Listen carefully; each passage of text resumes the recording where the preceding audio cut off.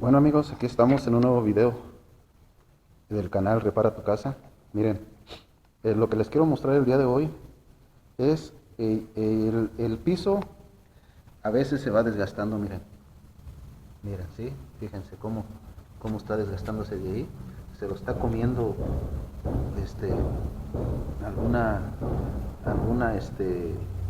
una enfermedad que suele haber a veces en el piso, como hongos, ¿sí?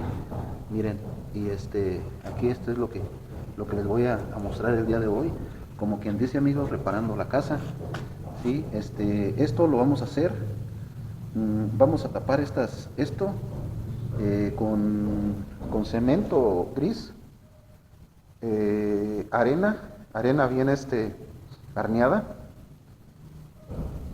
y cemento blanco o cola blanca, como le llaman en sus países. Aquí en México nosotros le llamamos resistol, pero es de un pegamento blanco de una marca que se llama el Toro. Ese es el que yo uso y es muy eficaz para este tipo de reparaciones en la casa, amigos. No me pagó la marca, pero igual tengo que nombrárselos para que, si ustedes tienen la oportunidad de comprarlo, compren de ese, es muy bueno. Entonces, amigos, esto es lo que vamos a hacer ahorita. Vamos a arnear la arena, vamos a preparar todo y seguimos, amigos. Bueno, más antes, no se olviden de suscribirse, amigos, de darle un like y de activar la campanita, además de compartir, amigos.